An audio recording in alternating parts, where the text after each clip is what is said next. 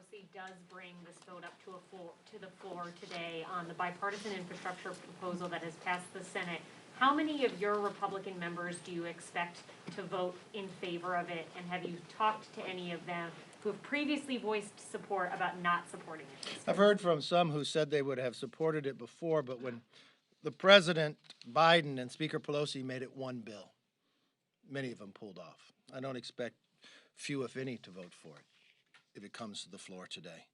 I don't know if it will make it to the floor. You know what's interesting? Talking to many of the Democrats, they saw what happened to Josh Gottheimer, that he was given a promise by Speaker Pelosi. That promise has been broken many times. And it was a promise on something yet to come. So he voted for reconciliation to move forward. And they found that was a bad deal. Now she's going to the progressives with the exact same thing she promised Josh Gottheimer and failed at 3 times.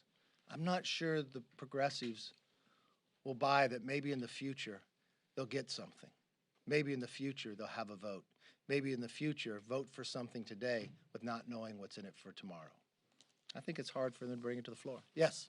Two of your Senate colleagues have asked for Attorney General Garland to resign. I'm wondering if that's something that you would also ask for. Well, if you know, I sent him a letter. The first thing he needs to do is apologize to the American public, end his investigation on the parents that have a right to go and ask questions. You had the school boards actually rescind their letter. That's what he based his investigation on. I watched his hearing yesterday. It was despicable. That is not becoming of an attorney general, and we could do much better. Yes, sir. Yeah, I want to ask you, a while back you had indicated you didn't support the January 6th commission because you said it wasn't bipartisan because it did not include Antifa and Black Lives Matter. Assuming that you consider those entities to be democratic, doesn't that serve as an admission that the insurrectionists are Republican?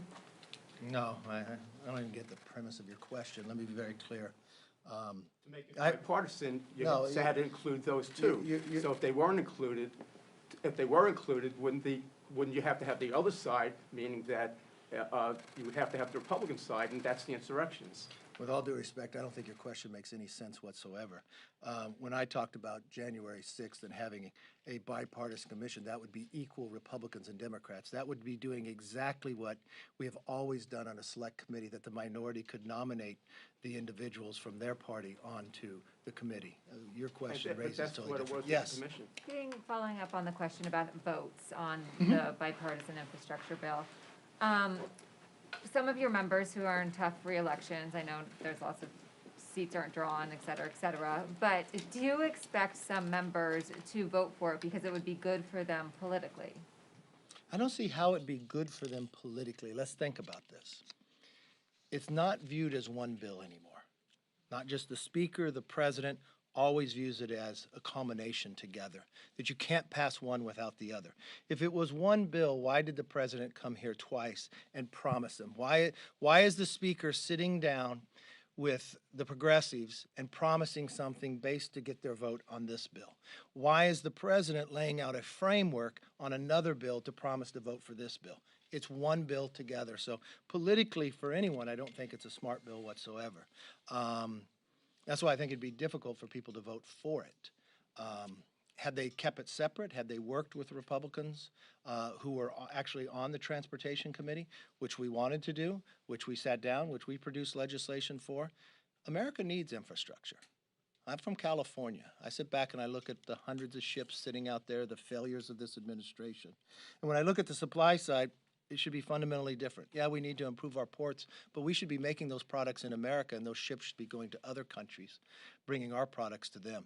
I don't see it a bill that Republicans should vote for based upon what the Democrats have done in the president. So 19 senators, including McConnell, voted for it in the Senate. You know, it's interesting. I've had phone calls even from some of those 19 who voted for it, even today, telling me people shouldn't vote for it. I think what happened when it came out of the Senate, those are private conversations, but good question. Well done. They will tell you personally, when it came out of the Senate way back in August, it was viewed as doing one bill. When they saw it, it was viewed as one bill. It was the Speaker and the President who even on the day that he made the agreement at the White House said one thing and later in the day said another, that it couldn't move without reconciliation. They have put it into one. It is no longer a single infrastructure bill. This is all viewed as one reconciliation bill as a whole. Yes, sir.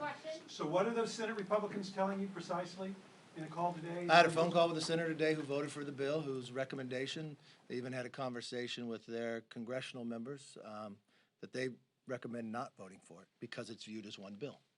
That's going from a person who voted for it and believes that it's one bill based upon what the president and speaker has done. I think we'll be here for quite a while today. I think the screen will be up for a while until they figure out one more time, do they make Joe Biden look like Charlie Brown and Nancy Pelosi be Lucy, pull the football out from under him. Have a good day.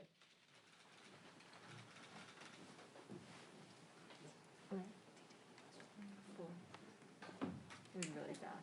He had like